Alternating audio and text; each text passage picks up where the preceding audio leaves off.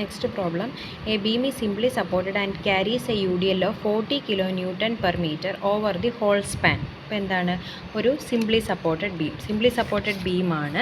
It carries a U D L. അതിൽ ഏത് type ലോഡാണ്? U D L 40 kN per meter over the whole span. അപ്പോൾ full ലെങ്തിലും ഒരു 40 kN per meter U D L ആണ്. The section of the beam is rectangular. അപ്പോൾ ഇതിൻ്റെ cross section എന്താണെന്നാണ് പറഞ്ഞിരിക്കുന്നത്? റെക്റ്റാങ്കുലർ ആണ്. Section of the beam is rectangular having depth 500 mm. Depth എത്രയാണ്? Depth 500 mm.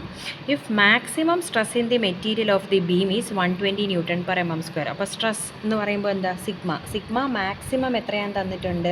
Sigma maximum 120 and moment of inertia I എന്ന് പറഞ്ഞ് moment of inertia 7 × 10⁸ ആണ്. അങ്ങനെയാണെങ്കിൽ find span of the beam. Span of the beam means length എത്രയാണെന്ന് കണ്ടുപിടിക്കാനാണ് ചോദിച്ചിരിക്കുന്നത്.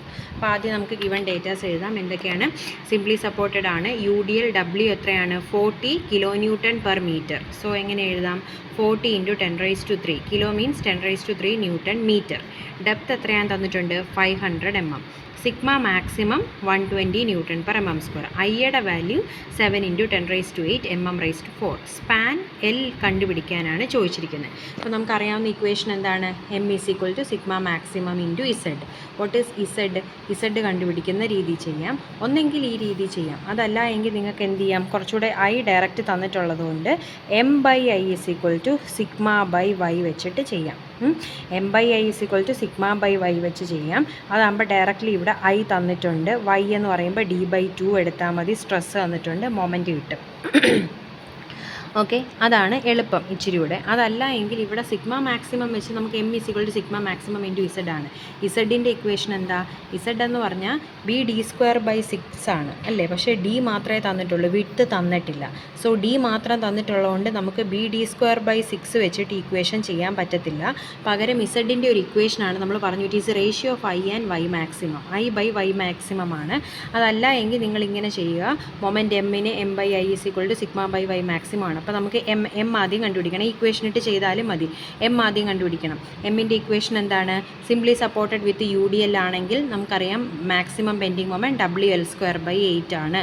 So ഡബ്ല്യുവിൻ്റെ value എത്രയാണ് നമ്മളെടുത്തത്? 40 × 10⁻³ what is L നമുക്കറിയത്തില്ല. L² / 8. ഇത് നമ്മൾ മീറ്ററിലാണ് സബ്സ്റ്റിറ്റ്യൂട്ട് ചെയ്തേക്കുന്നത്, ന്യൂട്ടൺ മീറ്ററിലാണ് സബ്സ്റ്റിറ്റ്യൂട്ട് ചെയ്തിരിക്കുന്നത്. സോ ഈ കിട്ടുന്ന ആൻസറും എന്തായിരിക്കും?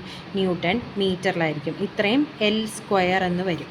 ഓക്കെ, ഇത്ര L² ന്യൂട്ടൺ മീറ്റർ ആയതുകൊണ്ട് മില്ലിമീറ്റർ ആക്കാൻ × 1000 ചെയ്തു W.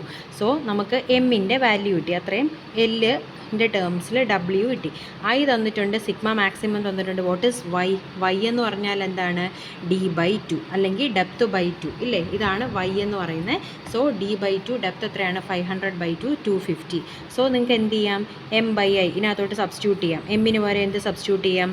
5000 L² × 1000 divided by I എത്രയാണ് ക്വസ്റ്റിനിൽ തന്നേക്കുന്നത്? 7 × 10⁸ ആണല്ലോ. 7 × 10⁸ which is equal to sigma maximum എത്രയാണ് ക്വസ്റ്റിനിൽ തന്നേക്കുന്നത്? 120 ഡിവൈഡഡ് ബൈ y മാക്സിമം നമുക്ക് എത്ര കിട്ടി? 250. ഇതിൽ നിന്ന് L² കിട്ടാൻ എന്ത് ചെയ്താൽ മതി? 120/250 ഓൾറെഡി അവിടെ ഉണ്ട്. ഇതിൻ്റെ കൂടെ ഈ 7 × 10⁸ മുകളിൽ പോകും. 5000 × 1000 താഴെ വരും. ഇത്രയും L² കിട്ടും. ദെർഫോർ L കിട്ടാൻ എന്ത് ചെയ്താൽ മതി? √ ഈ ആൻസർ ചെയ്യുമ്പം L കിട്ടും. അതല്ല എങ്കിൽ നമ്മളിപ്പോൾ ഈ പറഞ്ഞ പോലെ ഇസഡിൻ്റെ ടേംസിൽ ചെയ്യുക. അതേപോലെ സോൾവ് ചെയ്ത് വരുമ്പം ഇക്വേഷൻ സോൾവ് ചെയ്ത് √ എടുക്കുമ്പോൾ 8.2 മീറ്റേഴ്സ് എന്ന് കിട്ടും ലെങ്ത്ത്.